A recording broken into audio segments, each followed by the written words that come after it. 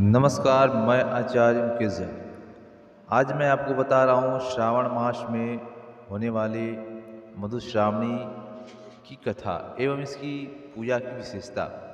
सर्वप्रथम आपको मैं आज ये बताऊंगा कि श्रावण कृष्ण पक्ष 28/7/2021 बुधवार पंचमी तिथि को नागपंचमी है। आज हर घर में नाग की पूजा होती है, उन्हें दूध लावा अर्पण किया जाता है और आज के ही दिन जो नव विवाहिता हैं, जिन बहनों की शादी हुई है, आज के दिन ही वो मधुश्रावणी पूजा प्रारंभ करेंगी। यह पूजा विशेष रूप से मिथिलांचल में होती है। अब आज के समय में हर गांव में इसकी प्रचलन हो चुकी है। हर गांव में देखा जा रहा है कि जिन बहनों की शादी होती हैं, जिन महिलाओं की इस कथा से जुड़ी हुई हैं, वो अपने घर में नवविवाहिता की स्वविधि पूर्वक पूजा कराती हैं। इन पूजा की विशेषता है कि बड़ी धूमधाम से पूजा होती है। यह नाग पंचमी के दिन प्रारंभ होती हैं और पुनः अगले ही कुछ दिन के बाद जो नाग पूजा होती हैं, उनमें फिर इनकी विसर्जन होती हैं। यानी यह कुल मिला के यह कभी पक्ष के आधार पर पूजा होती है, कभी 14 दिन की होती है, कभी 13 दिन की होती है, कभी 15 दिन की होती हैं। तो इस वर्ष में यानी 2021 में यह पूरे 15 पूजा है। तो जो भी व्रती पूजा करेंगी उन्हें मैं बता दूं कि इस बार आपको पूरे 15 दिन की पूजा करनी है। एक और इसमें बात है कि मिथिलांचल में कुछ लोग ऐसे भी करते हैं कि जो 15 दिन नहीं कर सकते हैं, पूरे दिन नहीं कर पाती हैं, तो वो प्रारंभ में करती हैं, फिर अंत में करती हैं। अगर प्रारंभ में नहीं करती हैं तो जिस दिन इसकी विसर्जन होती है उस दिन स्वविधि पूर्वक जितनी भी सामग्रियाँ होती हैं स्व विधि पूजन करती हैं और भगवान शिव गौरी के विशेष रूप से पूजन होती हैं, पार्थिव पूजन होती हैं, अभिषेक होती हैं और सभी महिलाएं गीत इत्यादि गाती हैं। भगवती की पूजन करके तत्पश्चात प्रसादी ग्रहण करती हैं। प्रसादी ग्रहण करने के बाद फिर सभी घर जाती हैं। तो इनकी पूजा की क्या विशेषता है, इनकी पूजा में क्या सब सामग्री उपस्थित होनी चाहिए, तो आज मैं बता रहा हूँ कि सर्वप्रथम पूजन स्थल पे मैनी पत्ता यानी कि एक बहुत बड़ा पत्ता होता है, जिन्हें मैन का पत्ता, मैनी पत्ता कहते हैं। उसके बाद पुरैन यानी कि कमल का पत्ता, कमल का भी पत्ते चाहिए, इसकी आवश्यकता होती है पूजन स्थल पे। विभिन्न प्रकार की आकृतियाँ इन्हीं पत्ते भी बनाई जाती हैं। गौरी की, शिव जी की, नाग की प्रतिमा और गणेश की, कार्तिक की इत्यादि सभी देवी देवताओं की प्रतिमा बनाई जाती है। तो ये प्रतिमा किस चीज़ से बनाती है? मेहंदी से। नेचुरल वृक्ष की जो पत्तियां होती हैं, उन पत्तियों को तोड़ी जाती है। उन पत्तियों को तोड़ के तत्पश्चात उन्हें पीस के और उन्हीं पत्ते से रोज यानी कि अगर 15 दिन जो पूजा करती हैं तो रोज नित्य दिन उन पे आकृतियाँ बनाती हैं। कहीं कहीं मिथिलांचल में ये भी है कि प्रथम दिन जो आकृतियाँ बना लेती हैं, फिर वह अंतिम दिन तक उन्हीं पे पूजा होती हैं, वो फिर मिटाया नहीं जाता। और कुछ जगह ऐसी भी होती है कि रोज़ उस पत्ते पे प्रतिमा बनाया जाता है। तो ये स्थान स्थान की बात है। तो सभी देवी देवताओं नाग नागिन का प्रतिमा स्थापित किया जाता है। उसके बाद मिट्टी का गौरी, शंकर, गणेश, लक्ष्मी इत्यादि बहुत सी प्रतिमा भी बनाया जाता है एवं हाथी बनाया जाता है मिट्टी का। उन्हीं हाथी के ऊपर पे महिला जो है, नवविवाहिता जो हैं, व्रती जो हैं, एक कटोरे में, एक पात्र में सिंदूर रखती हैं, उनमें एक गौरी की प्रतिमा रखती हैं और उसी प्रतिमा के ऊपर सिंदूर अर्पण करती रहती हैं। मंत्र है इसकी, उसी मंत्र से जो है वो गौरी की मंत्र से वो सिंदूर उनके ऊपर अर्पण करती हैं, जब तक कि एक महिला बगल में होती हैं जो कथा कहती हैं। मधुश्रावणी की कथा होती है, ये कथा सुनाती हैं। जब तक कि कथा की समाप्ति नहीं होती है तब तक व्रती जो हैं वो भगवती यानी गौरी के ऊपर भी सिंदूर अर्पण करती रहती हैं। उसके बाद पत्तल पे जो है जितनी भी देवी देवताओं की आकृतियाँ होती हैं, आकृतियाँ बना लिया जाता है। उनकी एक बगल में फिर कलश की स्थापना होती है, घट स्थापन होती है। स्वविधि पूर्वक आसन लगाया जाता है। आसन के बाद व्रती जो होती हैं पवित्र होती हैं, आचमन करती हैं, तिलक लगाती हैं, मौली सूत्र बांधती हैं अपने हाथ में, दीप जलाती हैं। उसके बाद जो है कथा प्रारंभ, कथा से पहले कुछ पूजन हो जाती है। गणेश अंबिका जितनी देवी देवताएं होती हैं सबकी पूजन होती हैं, प्रतिष्ठा होती है। गणेश अंबिका की पूजन होती है गणानान्त्वा गणपति मंत्र से, अम्बे अंबिके अम्बालिके मंत्र से। इस मंत्र से स्वविधि पूर्वक गणेश अंबिका की पूजन होती है। अगर भगवान शंकर जी की प्रतिमा बनी है तो त्र्यंबकम जजामहे सुगंधिम पुष्टिवर्धनम उर्वारुकम वंदनान् मृत्योर्मुक्षिमाप्ता, इस मंत्र से शिव जी की पूजन होती है। गौरी होती है तो गौरी की फिर पूजन होती है, अम्बे अंबिके अम्बालिके इत्यादि विविध मंत्र हैं। उसके बाद संकल्प किया जाता है। फिर कलश है, कलश की पूजा होती है, उनकी प्रतिष्ठा होती है। मनोज्योति युक्तामायश्य, इस मंत्र से फिर उस पत्तल पे, मैन के पत्तल पे जितने भी देवी देवताओं की आकृति बनी है सभी देवी देवताओं की पूजन होती है, आवाहन होती है, उनकी भी प्रतिष्ठा होती है। मनोज्योति युक्तामायश्य बृहस्पति यज्ञ, इस मंत्र से उनकी स्वविधि पूजन प्रतिष्ठा होती है, पूजन होती है। उन्हें नैवेद्य अर्पण किया जाता है। नाभ्यासीदम तरिक्ष शिष्णोर्द्यो, इस मंत्र से उनकी पूजन होती है। उसके बाद पुष्प इत्यादि अर्पण किया जाता है। श्रीस्ते लक्ष्मी से पत्नियां सुगंधि पुष्पान इत्यादि विविध मंत्र हैं, इन्हीं मंत्रों से उनकी पूजन की जाती है। उनके बाद जो है फिर उन्हें उनकी ध्यान मंत्र किया जाता है। ध्येय सदा सवितृमंडल इत्यादि से, गणानान्त्वा गणपति हो गया, विघ्नेश्वराय वरदा इत्यादि है। उसके बाद जो है फिर सभी देवी जब पूजन हो जाती हैं तो सभी देवताओं की एक बार पुनः आह्वान होती है, उनकी ध्यान होती हैं। तो कौन सी मंत्र से ध्यान होती हैं? दिव्यायुत मंगलम नमोस्तुते, दिव्या नमो सर्वते, शकलम तं नमोस्तुते शरवयः, दिव्यायुधो मंगलम गौरी पद्मस्वरूपयं गणपतिं नमोस्तु शरणं नमामिकम्। ओम पुष्पांजलि समर्पयामि। ओम आवाहित गणपत्यादि पंचदेवता विष्णु देवता सर्वादेवा सर्वादिव्यै नमो नमः। इस मंत्र से सभी देवताओं के ऊपर पुष्प छोड़ा जाता है। अगर ये मंत्र नहीं आता हो तो दूसरा मंत्र भी पढ़ सकते हैं। शेवंतिका बकुल चंपक पाटलाब्जे, पुन्नाग जाति करवी ररशाल पुष्पे इत्यादि मंत्र से जो है पुष्पांजलि की जाती है। उसके बाद इधर कथा प्रारंभ की जाती है। कथा इनकी जो है बहुत अच्छी बात है, कथा के बारे में बता रहा हूँ। जितने दिन की पूजा है, यानी कि इनके पूरे संपूर्ण दिन की कथा है, अलग अलग कथाएं इनकी हैं। ऐसा नहीं है कि एक ही कथा कहा जाता है, रोज एक एक नई नई कथा इनकी है। एक पुस्तक आती है, उस पुस्तक में भी दी हुई है कथा। मैथिली भाषा में पहले यह पुस्तक थी, अब हिंदी में भी रूपांतरण किया गया है। तो इनकी कथा है, रोज एक नई कथा सुनाई जाती है वहाँ पे गौरी गणेश इत्यादि देवता को, और व्रती भी सुनती हैं स्वविधि पूजन करके। तो छोटी सी मैं एक कथा आपको सुना दूं इसके बारे में, ज़्यादा तो नहीं मैं सुनाऊंगा, फिर अगले वीडियो में आपको बताऊंगा। ओम शिवाय नमः। अथ मधुश्रावणी व्रत कथा। राजा श्रीकर के यहाँ कन्या का जन्म हुआ तो राजा ने पंडितों को बुलाकर उनकी कुंडली देखी। पंडितों ने बताया कि कन्या की कुंडली में कुछ दोष है, जिनमें इन्हें सौतन के तालाब में मिट्टी ढोना पड़ेगा। राजा इस बात से दुखी हुए और कुछ समय बीतने पर परलोक सिधार गए।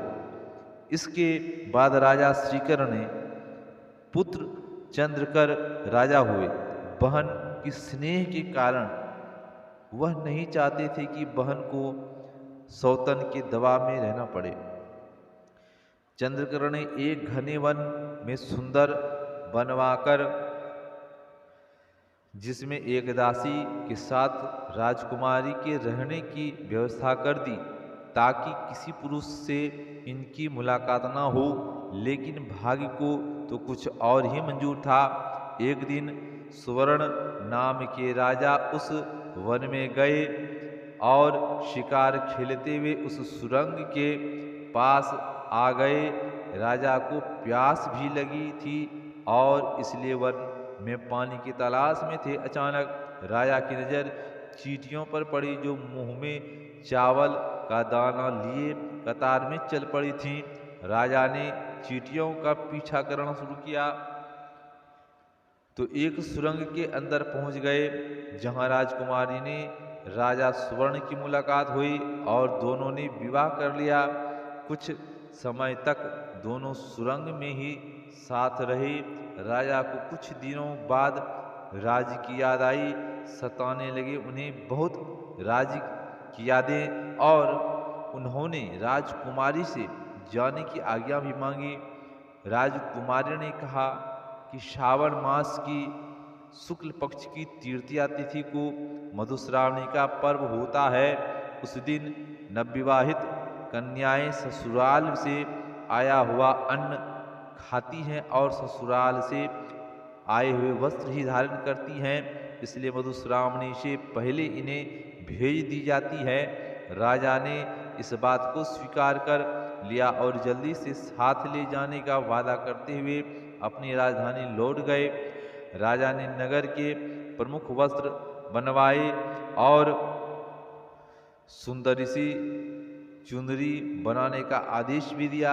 यह बात राजा की पहली पत्नी को पता चला तो उसने वस्त्र बनाने वाले को स्वर्ण का लालच देकर चुनरी पर छातीना और राजा के नगर में प्रमुख वस्त्र बनाने के लिए पुनः आमंत्रित किया।